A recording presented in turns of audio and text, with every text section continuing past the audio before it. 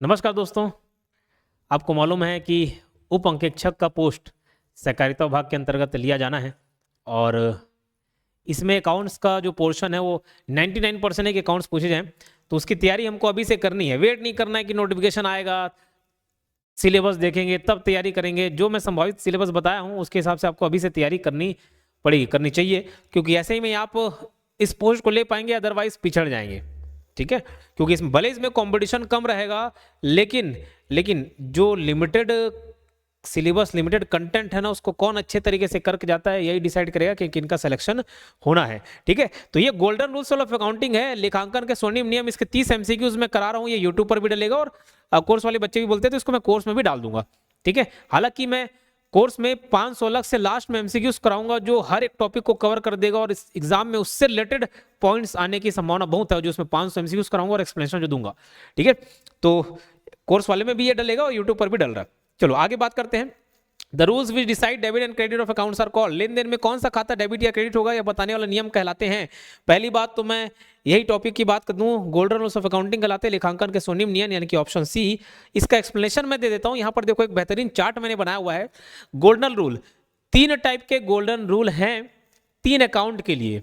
क्या बोल रहा हूं? 3 टाइप के गोल्डन रूल हैं, 3 प्रकार के स्वर्णिम नियम हैं 3 खाते के लिए, 3 अकाउंट के लिए। 3 प्रकार के खाते कौन कौन से अगर पूछा जाए तो पहला बताना पर्सनल अकाउंट, व्यक्तिगत खाते। दूसरा बताना रियल अकाउंट, वास्तविक खाते। और तीसरा बताना नॉमिनल अकाउंट, नाम मात्र खाते। ये 3 प्रकार के खाते हैं, 3 प्रकार के अकाउंट है। और इन्हीं खाते के लिए, इन 3 प्रकार के खाते के लिए एक एक नियम है, तो 3 प्रकार के नियम भी आपको मिल जाएंगे देखने के लिए, जिसको हम क्या कहते हैं? Golden rule. बोले सर ये गोल्डन रूल बनाने का उद्देश्य क्या है? क्या है तो समझना। हम जितने भी वित्तीय लेन देन करते हैं उसका अकाउंटिंग करते हैं, उसको रिकॉर्ड करते हैं, उसका जर्नल एंट्री बनाते हैं। तो हर ट्रांजैक्शन के 2 पहलू होते हैं, एक होता है डेबिट, दूसरा होता है क्रेडिट।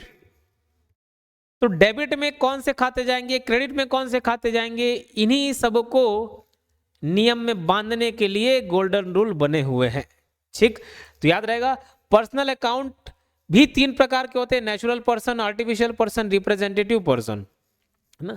और इसका नियम कहता है डेबिट द रिसीवर और गिवर क्रेडिट वाला, मतलब जो प्राप्त करता है उसको डेबिट करेंगे। जैसे मैं बोल रहा हूं कि राम को 1000 रुपए मिले तो Ram account debit to cash account, क्योंकि मिलने वाले पैसे किसको मिला? राम को, तो राम अकाउंट डेबिट कर दिए। ठीक है, और क्रेडिट गिवर मान के चलो। ऐसे ही हम अकाउंट बनाएंगे, आगे भी एग्जांपल देखते हैं। Natural person, artificial person, representative person. ये क्या है? पर्सनल अकाउंट में ज्यादातर इंसान आ जाएंगे, राम हो गए, श्याम हो गए, मोहन हो गया, योगेश साहू हो गए। लेकिन एक संस्था के रूप में आर्टिफिशियल पर्सन भी एग्जिस्ट कर सकता है। बोले सर कैसे? अरे वो भी आदमी है, जैसे योगेश साहू है तो योगेश साहू नेचुरल पर्सन है जिसमें आत्मा है अंदर। और वही योगेश साहू क्लासेस हो जाए, एक संस्था हो जाए, एक इंस्टीट्यूट हो जाए, कंपनी हो जाए, तो वो आर्टिफिशियल पर्सन में आ जाएगा। बैंक, बैंक एसबीआई बैंक तो कोई आदमी नहीं, लेकिन एक संस्था तो है जो एक आदमी की तरह काम कर रहा है। रिप्रेजेंटेटिव पर्सनल अकाउंट में क्या होता है उसको मैं थोड़ा आगे बताऊंगा। फिलहाल रियल अकाउंट में क्या होता है उसको देख लेते हैं। रियल अकाउंट, क्योंकि एक बार ये चार्ट आप समझ लेंगे ना तो उससे सब एमसीक्यूज बन जाएंगे। रियल अकाउंट, वास्तविक खाते, ये भी 2 प्रकार के होते हैं, एक टेंजिबल एसेट और दूसरा होता है इनटेंजिबल एसेट। एक होता है टेंजिबल और एक होता है इनटेंजिबल। एक होता है मूर्त संपत्ति, दूसरा होता है अमूर्त संपत्ति। मूर्त संपत्तियां टेंजिबल एसेट, यानी कि ऐसे संपत्ति, ऐसे सामान जिनको हम छू सकें। जैसे मैं बोलूं फर्नीचर, यहाँ पे चेयर रखा हुआ है, यहाँ टेबल रखा हुआ है, कंप्यूटर है, लैपटॉप है, कैमरा है, ये सब मेरे एसेट्स हैं और इनको मैं छू सकता हूं। कैश है, एसेट्स है, छू सकता हूं मैं। ठीक, इनटेंजिबल क्या? गुडविल। गुडविल जैसे मैं उदाहरण देता हूं कि भैया अगर एक हल्दीराम को मैंने उदाहरण दिया था थ्योरी जब मैं पढ़ा रहा था कोर्स में। हल्दीराम एक बहुत बढ़िया होटल रेस्टोरेंट जैसा ही हो गया समझ लो। तो 2 रेस्टोरेंट खुल जाए आजू बाजू में, एक जगह हल्दीराम है और उतना ही सामान उतने ही पैसे में दूसरे नॉर्मल एक और होटल खुले रहे, तो ज्यादा चलने की चांसेस किसकी रहेगी? हल्दीराम की, क्योंकि उसने ब्रांड बन गया, वो ब्रांड गुडविल कहलाता है। एडिडास, रिबॉक, नाइकी, ये सब जूते जो है ना, इस जूते की कीमत ज्यादा रहती है, क्यों? सिर्फ गुडविल की वजह से। वही जूता जो दूसरा बना दे, वही क्वालिटी का बना दे, लेकिन उसका रेट उतना नहीं बिकेगा, क्यों? क्योंकि उसकी गुडविल इतनी नहीं है। लेकिन एडिडास की, रिबॉक की, नाइकी की, कैंपस की, स्केचर की, ये सब शूज की हैं। तो 2 प्रकार के एसेट हो गए। तो जितने भी संपत्ति वाली चीजें ना सब रियल अकाउंट में आ जाते हैं ना। तो इसका नियम है व्हाट कम्स इन, जो आता है उसको हमको डेबिट करना है और जो जा रहा है उसको क्रेडिट करना है। जैसे मैं फर्नीचर खरीदूं कैश में 10,000 रुपये फर्नीचर, तो मेरे यहाँ सामान आ रहा है क्या, तो डेबिट करूंगा furniture, furniture account debit to cash account, क्यों फर्नीचर आया और कैश गया, ठीक है। और वही बेच दूं, अपने चेयर फर्नीचर को बेच दूं, तो मेरे पास पैसे क्या, पैसे आएंगे, क्या आएगा, पैसा आएगा, कैश आएगा, तो कैश अकाउंट डेबिट, और गया क्या, फर्नीचर गया, टू फर्नीचर अकाउंट, बस। नॉमिनल अकाउंट नाम मात्र खाते में जितने भी एक्सपेंस और लॉस, एक टर्म याद रखना, डेबिट हम क्या करते हैं, एक्सपेंस और लॉस को, खर्चे और हानि को डेबिट करते हैं, और इनकम और गेन को क्रेडिट करते हैं, आय और लाभ को क्रेडिट करते हैं, इतना आप याद रखना। जैसे मैं रेंट पटा दिया, इस बिल्डिंग का रेंट पटाया, रेंट अकाउंट डेबिट, और मेरे पास से क्या चले गया, कैश चले गया, तो रेंट अकाउंट, मान के चलो मैंने 10,000 रेंट पटा दिया, तो rent account debit to cash account चले गया, है ना, rent account debit to cash account, क्यों रेंट मैंने पटाया, खर्चा है, तो खर्चे को मैं डेबिट करूंगा, और मेरे पास से चले क्या गया, कैश चले गया, तो मैंने लिख दिया। अब ये समझना, अगर मैं रेंट 10,000 को पटाता नहीं, वो बकाया रहता है, वो क्या रहता, बकाया रहता, तो याद रखना बकाया है आउटस्टैंडिंग रेंट, आउटस्टैंडिंग यानी कि बकाया, तो जितना भी बकाया है, या मैं एडवांस में कोई चीज पेमेंट कर दूं, तो वो समझना वो पर्सनल अकाउंट में चले जाता है, उसको पर्सनल अकाउंट ट्रीट करते हैं, और पर्सनल अकाउंट में भी किसको, रिप्रेजेंटेटिव पर्सन, तो इसमें outstanding rent, outstanding salary, prepaid rent, prepaid salary, ये सब आता है। ये मेरे ख्याल से चार्ट है, इसको 2 से 3 बार देखना, इसी वीडियो इसी को बार बार देखना, और अगर ये वीडियोस पसंद आए ना तो लाइक कर सकते हो, और कमेंट में अपनी प्रतिक्रिया बता सकते हो। और मैं यहाँ पर बता दूं, यहाँ पर बाजू में आपको सारा चीज दिख रहा होगा, सारा कोर्स का डिटेल दिख रहा होगा, ऑडिटर के पोस्ट के लिए। जैसे कई बच्चे पूछते सर क्या बुक पढ़े, अभी जो देखो कोर्स ले लेगा उसको कोई बुक की जरूरत नहीं पड़ेगी, ऐसा नहीं कोर्स बेचने के लिए बोझ नहीं, मैं सारे किताबों से जो एमसीक्यू फॉर्म में जिस प्रकार से आपको पूछे जाने हैं, वो पूरा सहूलियत से आपको एक एक चीज बताऊंगा, एक्सप्लेनेशन दूंगा, तो किसी किताब की जरूरत नहीं पड़ेगी, ठीक, वो कंटेंट काफी रहेगा। और सारा डिटेल तो दिख रहा है, योगेन साहू क्लासेस ऐप आप डाउनलोड कर लेंगे, पूरा योगेन साहू क्लासेस नाम से ऐप है, गूगल प्ले स्टोर पर डाउनलोड कर लेंगे, वहां से डायरेक्ट परचेस कर सकते हो, या 8770123687 इस नंबर पर भी कांटेक्ट करके आप खरीद सकते हैं, ठीक है। तो पहला सवाल यही था, अब एक्सप्लेनेशन ज्यादा तो नहीं दूंगा, पहले क्वेश्चन में पूरा एक्सप्लेन कर दिया चार्ट। लेन देन में कौन सा खाता डेबिट या क्रेडिट होगा, या बताने वाले नियम क्या कहलाता है, गोल्डन रूल्स ऑफ अकाउंटिंग, लेखांकन के स्वर्णिम नियम कहलाते हैं। How many types of accounts are there as per golden rule, golden rule के हिसाब से कितने नियम है, 3 नियम है। Debit the receiver and credit the giver, rules applies to receiver giver, ये देखो देने वाला और लेने वाला, डेबिट द रिसीवर गिवर, कौन देगा कौन लेगा, ये सब कोई आदमी ही तो देगा क्या, कोई संस्था थोड़ी देगा। तो याद रखना ये पर्सनल अकाउंट का नियम है, किसका, पर्सनल अकाउंट का नियम है, ठीक है। पर्सनल अकाउंट का नियम है debit the receiver credit the giver, मतलब जो प्राप्त करता है वो डेबिट, और जो देने वाला है वो क्रेडिट, ठीक है। बोले सर नॉमिनल अकाउंट में क्या आता है, नॉमिनल में जो नाम मतलब खर्चे हैं, खर्चे हो गया, कमाई हो गया, लाभ हो गया, हानि हो गया, सब नॉमिनल में आता है। तो इसमें अपन डेबिट में क्या लेते हैं, जितने भी एक्सपेंस हो गए, लॉस हो गए, और क्रेडिट में क्या लेते हैं, इसमें डेबिट में जितने भी एक्सपेंस हो गए, खर्चे हो गए, लॉस हो गए, हानि, और क्रेडिट में इनकम हो गया या प्रॉफिट हो गया, ये सब क्रेडिट में आता है, हाँ कि ना। बोले सर फिर रियल में क्या आता है, एक रियल जो बच गया, अब बताया तो था लेकिन फिर से बता देता हूं ताकि आपको याद हो जाए। रियल अकाउंट में क्या आता है, डेबिट व्हाट कम्स इन, जो आता है व्हाट कम्स इन वो डेबिट, और क्रेडिट में जो जाता है व्हाट गोज आउट, जो हमारे बिजनेस से जाता है उसको क्रेडिट कर देते हैं रियल अकाउंट में, तो इसको याद रखेंगे। चौथा point, personal account include, personal account में क्या क्या आता है भैया, नेचुरल पर्सन आता है कि नहीं आता है, बिल्कुल आता है, आर्टिफिशियल आता है, बिल्कुल आता है, both natural and artificial person दोनों आते हैं भैया, प्राकृतिक और कृत्रिम दोनों आते हैं, तो option C is the right answer. Personal account के 3 प्रकार है ना, रियल हो गया, सॉरी पर्सनल अकाउंट के 3 प्रकार हो गए, नेचुरल हो गए, आर्टिफिशियल हो गया, और तीसरा रिप्रेजेंटेटिव पर्सनल अकाउंट, यानी कि उसको बोलते हैं प्रतिनिधि खाते। Debit what comes in credit what goes out, rule apply to, ये नियम किस में आता है, debit what comes in credit what goes out किस में आएगा, जो आता है उसे डेबिट करो, जो जाता है, रियल अकाउंट के नियम है ये, वो इसलिए मैंने बोला वो चार्ट आप पढ़ लोगे सारे क्वेश्चन बनेंगे, रियल अकाउंट के नियम है। Tangible and intangible asset belong to, देखो टेंजिबल एंड इनटेंजिबल ये असेट सारे किस में आते हैं, रियल अकाउंट में आते हैं, रियल अकाउंट के पार्ट हैं 2, टेंजिबल और इनटेंजिबल। तो मूर्त व अमूर्त संपत्तियां किस खाते में आती हैं, ये आता है आपका रियल अकाउंट में। सभी खर्च और हानियां डेबिट, और सभी आय और लाभ क्रेडिट, यह नियम किस हिस्सा है, नॉमिनल अकाउंट का है, नाम मात्र खाते का।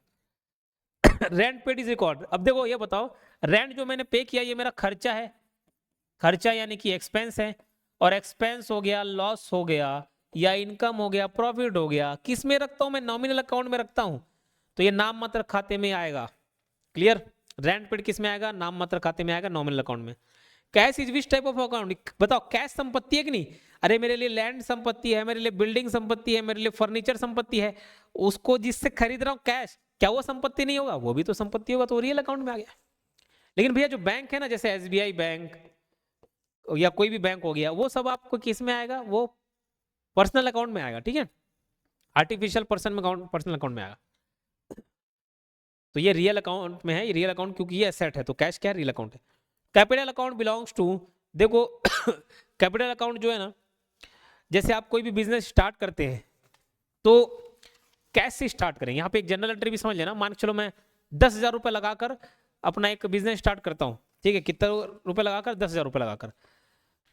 तो मैं अपने आप को ना देख के मैं बिजनेस के हिसाब से सोचूं कि मैं अपने बिजनेस पे, अपने व्यापार पे 10,000 रुपये लगाया, तो मेरे व्यापार में, मतलब मेरे बिजनेस में पैसा है कितना रुपए? 10,000 रुपये। कितना पैसा है? 10,000 रुपये। तो मैं डेबिट क्या करूंगा? Cash account. ठीक है, डेबिट क्या करूंगा? Cash account. कैश अकाउंट कितना भैया? कैश अकाउंट 10,000 रुपये। और क्रेडिट क्या करूंगा? चूंकि ये मेरे बिजनेस के लिए क्या है? पूंजी है। बिजनेस के लिए क्या है? ये पूंजी है, तो इसको मैं टू पूंजी खाता है ना, टू पूंजी कैपिटल अकाउंट 10,000। तो मेरे बिजनेस में कैश आया तो कैश अकाउंट डेबिट कर दिया 10,000 रुपये, टू क्या कर दिया?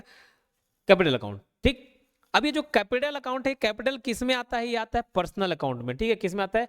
पर्सनल अकाउंट में, आर्टिफिशियल पर्सन के अंतर्गत। क्यों? क्यों आएगा? सोचो ना, ये पूंजी आया, पूंजी किस में आया? मेरे संस्था में आया, और संस्था क्या है? योगेश साहू क्लासेस क्या एक संस्था है? Personal account. और कैसा? आर्टिफिशियल। नेचुरल पर्सन अकाउंट तो योगेश साहू रहता तो हो जाता, लेकिन आर्टिफिशियल जो संस्था है उसको आर्टिफिशियल बोलते हैं, तो ये पर्सनल अकाउंट में आता है। कैपिटल अकाउंट याद रखना किस में आएगा? पर्सनल अकाउंट में आएगा, रियल में मत मार देना। गुडविल कैसा उदाहरण है? इनटेंजिबल, जिसको भैया हम छू ना सके, अमूर्त संपत्ति, रियल अकाउंट के अंतर्गत आएगा, और रियल अकाउंट में भी इनटेंजिबल एसेट। आउटस्टैंडिंग रेंट क्या है? मतलब देखो, खाली रेंट रहता ना रेंट अकाउंट, तो रेंट अकाउंट किस में आ जाता? नॉमिनल में आ जाता। लेकिन आउटस्टैंडिंग रेंट किस में आएगा? रिप्रेजेंटेटिव पर्सनल अकाउंट में। मैंने चार्ट में वही बताया आपको, चार्ट देखो आप फिर से, ये देखो, अगर खाली रेंट आता तो नॉमिनल में, रेंट आता नॉमिनल में, लेकिन आउटस्टैंडिंग रेंट है वो रिप्रेजेंटेटिव अकाउंट में, यानी कि पर्सनल प्रतिनिधि, सॉरी पर्सनल में ही अकाउंट होगा, पर्सनल का रिप्रेजेंटेटिव अकाउंट में, प्रतिनिधि खाते में आएगा। आगे बढ़ते हैं। Which account is related to person? कौन सा खाता व्यक्तियों से संबंधित है? तो व्यक्तियों से कौन है भैया? पर्सनल है। इसमें भी 3 प्रकार से हैं, आर्टिफिशियल, नेचुरल और representative. Salary paid, salary paid खर्चा है कि नहीं है? दिया गया वेतन क्या है? खर्चा है। सैलरी रिसीव्ड भैया इनकम रहता है, सैलरी पे कर रहे हैं वो तो खर्चा है, एक्सपेंस है, और किस में आएगा? नॉमिनल अकाउंट में आएगा। कमीशन रिसीव, कमीशन देखो, कमीशन दोनों हो सकता है ना, लेना भी हो सकता है, देना भी हो सकता है। तो रिसीव हो गया, कमीशन रिसीव हुआ, यानी कि ये फायदा है, इनकम है, आय है, इनकम है, नॉमिनल अकाउंट में जाएगा। मशीनरी परचेज फॉर कैश 10,000 रुपए, इसका करेक्ट एंट्री क्या होगा बताओ? मशीनरी हमारे लिए संपत्ति है कि नहीं है? संपत्ति की एसेट्स है, और एसेट्स को मैं कौन से अकाउंट में रखता हूँ? रियल अकाउंट में। और रियल अकाउंट के लिए क्या नियम है? डेबिट में क्या आता है? जो आए, क्या आया भैया? मशीन आया। और क्रेडिट में क्या आएगा? मेरे पास से क्या चले गया? कैश चले गया। तो machine account debit to cash account, यही सही एंट्री होगा। Machine account debit to cash account, machine खाता डेबिट करेंगे और नगद खाता को क्या करेंगे? क्रेडिट करेंगे। अगला क्वेश्चन देखते हैं, 17वां question. Ram paid 1,000 to Sita, whose account will be credited? भैया राम ने पे किया सीता को 1,000 रुपए तो ये बताओ, राम ने सीता को पे किया, क्या पे किया होगा? कैश पे किया है। मिला किसको? सीता को। अब 2 एंट्री लिख रहा हूं, आप बताना कि क्या हो सकता है, सीता टू राम या Sita to cash. Sita to Ram और सीता टू कैश, ये दोनों में से क्या हो सकता है? राम ने 1,000 रुपए सीता, तो दोनों में सीता सीता क्यों डेबिट किए हैं? क्योंकि यहाँ पे रिसीवर कौन है?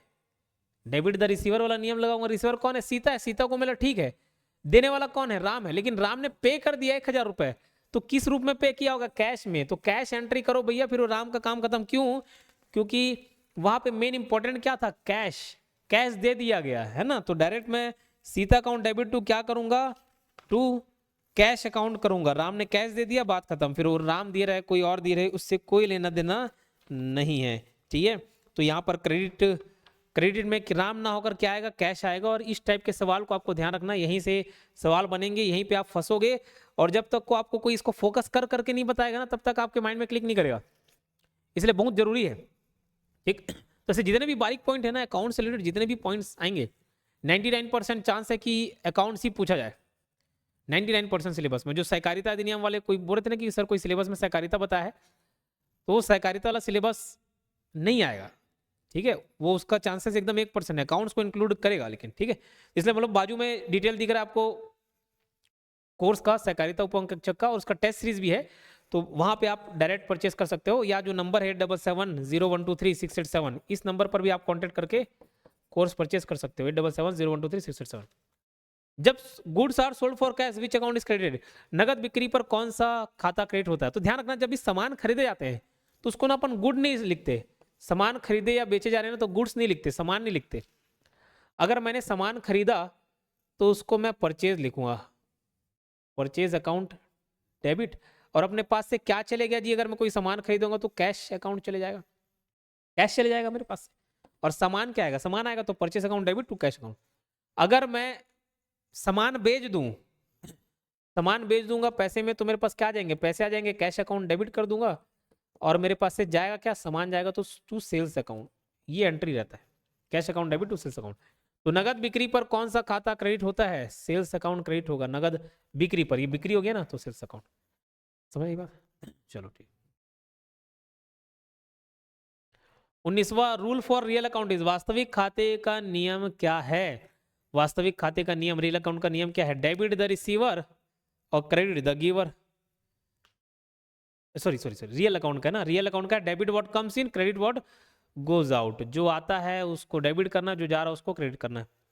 20वां question, rule for nominal account. Nominal account में क्या है, एक्सपेंस और खर्चे को डेबिट करेंगे और इनकम और लाभ को क्या करेंगे, क्रेडिट करेंगे, ऑप्शन बी।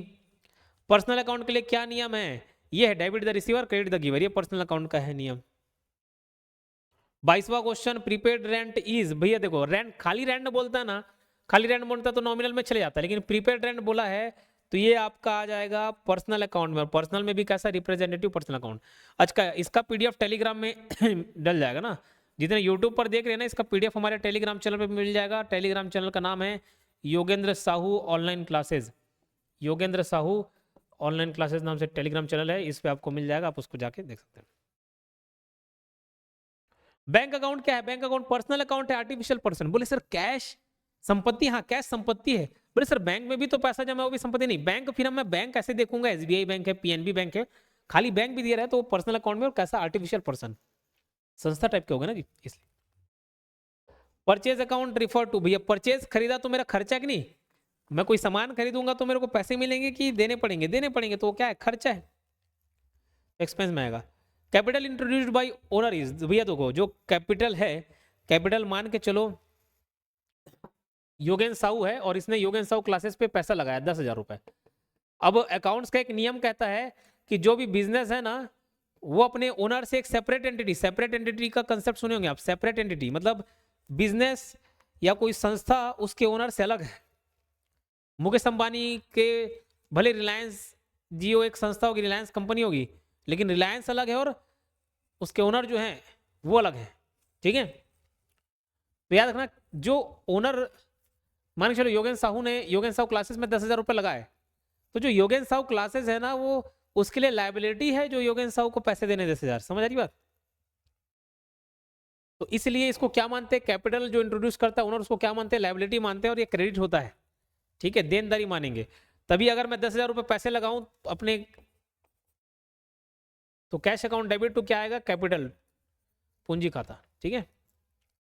26वां क्वेश्चन देखो, आउटस्टैंडिंग सैलरीज, देखो जितने भी बकाया है, बकाया जो सैलरी है वो किस में जाएगा, ये रिप्रेजेंटेटिव पर्सनल अकाउंट में जाएगा ना, खाली सैलरी रहता है नॉमिनल में जाता है, लेकिन ऐसे में प्रतिनिधि व्यक्तिगत खाता में जाएगा। कौन सा नॉमिनल है, बिल्डिंग नॉमिनल है क्या, नहीं, ये रियल अकाउंट है। कैश ये भी संपत्ति है, रियल अकाउंट है। सैलरी, हाँ सैलरी नॉमिनल अकाउंट है। राम कौन सा है, पर्सनल। तो ये सब ऐसे लिखते चलना, ये रियल है, ये रियल है क्योंकि संपत्ति है। सैलरी ये नॉमिनल है और राम ये पर्सनल है, व्यक्तिगत।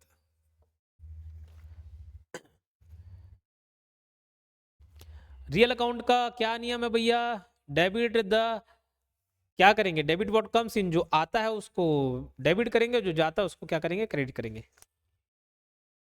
Which of the following is real account, इसमें से कौन सा रियल है, रियल मतलब जो संपत्ति हो गया, कमीशन तो भैया खर्चे हो गए, सैलरी देने हैं खर्चे हो गए, दोनों नॉमिनल में है, रेंट खर्चे हो गए नॉमिनल में, कैश हमारे संपत्ति है तो ये रियल अकाउंट है। Debit all expenses losses means, अब ये देखो दरअसल ना जो तीन हमने नियम देखे ना, गोल्डन नियम की आ रहा है जा रहा है आ रहा है जा रहा है, इसके अलावा हमारे संपत्ति बढ़ रहे हैं घट रहे हैं उसके हिसाब से भी एक नियम है जिसको और कभी चर्चा कर लेंगे, ठीक है, उसकी भी चर्चा कर लेंगे।